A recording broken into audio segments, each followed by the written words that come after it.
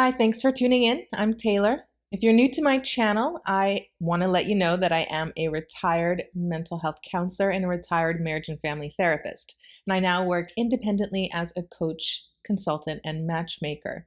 So a lot of what I talk about is about life and relationships, whether you're in one or you want to be, or even if you don't, that's okay too. Some people want to be married. Some people are just looking for a life partnership. And I definitely don't judge in between those two. So either way, I'm happy to work with you. Now, today's topic should be really helpful for those of you who are single and looking for an ideal partner. And that's what I talk about. How to find that ideal partner, how to become the ideal partner, and how to find the ideal partner for you, creating that ideal relationship together. So you want to be happy, healthy, and successful in a lifelong relationship with the best version of yourself and the best version of your partner, whether you get married or not, either way. So today, the number one reason that you're chasing them away. I know there's a lot of tips and tricks out there on how to attract the person that you are interested in, but let me tell you, I've talked about this before in different ways, but it happens over and over again that I'm working with someone and they are just urgent. They're just really pressured about finding or figuring out whether someone is the right person for them or not. But it comes across as needy and desperate. When you are too assertive, when you are too aggressive, when you are too forward, when you're giving too much information, when you're asking too much information, when you want to talk every single day or every other day and you're always available via text, this comes across as too much, especially for women. A woman may or may not have a literal valid reason for being in a rush because we have a ticking clock biologically that tells us we have a limited time to find someone suitable to settle down with and be happy and start a family. So women tend to do this a lot, but men do it too. And I see it time and time again with women who know what they want and they go after it. It's good to be confident and assertive and communicative. All of those things are good, but do not bulldoze someone that you're getting to know into a relationship. You have to understand that it's more important for you to figure out whether you genuinely like this person, if you're genuinely interested in this person, and you're genuinely attracted to them as well for the long haul.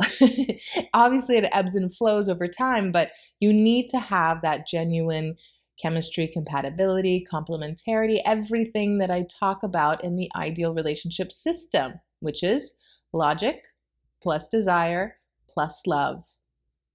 Now, when you are too focused on the priority of being in a relationship, getting married, buying a house, getting pregnant, and raising a family, when that is your focus, it's like anybody you meet, you try to coerce into the shape of that, right? It's like you're just looking for someone good enough, just over that threshold of being good enough in order to fit into your plan.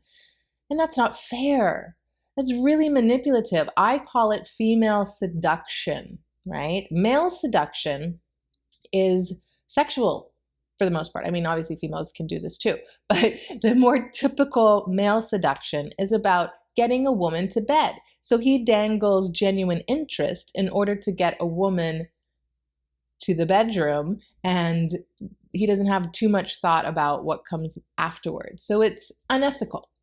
But women do this in regards to dangling the emotional connection and even the sexual connection to get the relationship. But they don't really genuinely like them or respect them or desire them. They're just good enough. So this is unethical too, ladies. You can't do this anymore, honestly. Like, I know not everybody is doing it consciously, but even when you're not, you have to take responsibility for that. It's your behavior, it's your choices. It's irresponsible for you to not have that self-awareness enough to prevent that outcome, because basically it just turns into unhappy marriages, relationships, or divorce. Now, if you're not married, you've dodged a bullet, right? So that's good. At least you can back out before marriage if you realize it in time. But when children come into the picture, it makes it even more complex. So absolutely prioritize determining whether you're genuinely interested and genuinely desire someone and vice versa. Both parties are responsible and need to be ethical about their dating practices. And that's why I talk about vetting and how important it is to look at it as just getting to know you until I can verify certain things, namely those two: genuine interest, genuine desire, and then also looking for all the green flags of complementarity and compatibility. And then looking at the red flags, which are basically contrasting values and priorities and lifestyle factors, right, for preferred life trajectory. So once you're able to establish all those things, then you're laying the foundation for that healthy relationship, which is like the house, the foundation of the house, in which then you can blossom and grow and really get nuanced with the personality of your relationship and have fun with it. But do all the hard work first. Don't wait. Don't avoid it. Don't defer it. Do that first. I know everyone wants to have fun and enjoy the ride of the romance, but that intense infatuation is not going to lead you down the path that you want if you're prioritizing marriage and family. Now, if you just want to have a healthy, fun, short-term relationship, it's a little bit of a different story. But know what you're dealing with, know what the person that you're talking to wants, and align above board.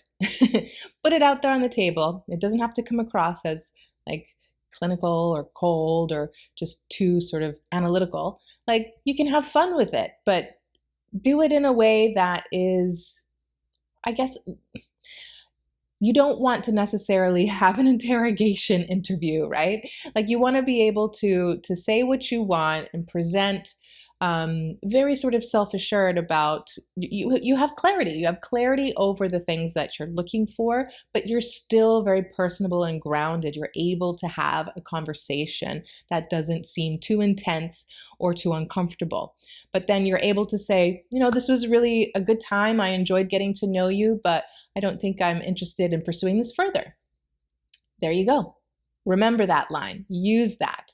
But let's circle back to the point I wanted to make. The number one reason you're chasing them away, ladies and gentlemen, because you are pressuring them, because you are rushing, because you are bulldozing. Do not do this. Now, with men, it looks a little bit differently.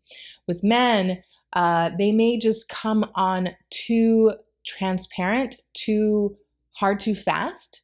There's not enough mystery there either. So men do need to have a little bit of restraint in regards to knowing what to hold close to his chest, to know how to create that tension and anticipation and holding something back, to create the allure and the charm as well. So there's time and a place for that too. So if you want to be honest and you want to be transparent, but you don't want to give 100% of you right off the bat.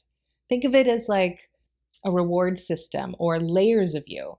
And if they haven't, or not just them, but if the relationship, if the situation, as you spend time together, has not had time to develop and unfold, then don't give 100% of you.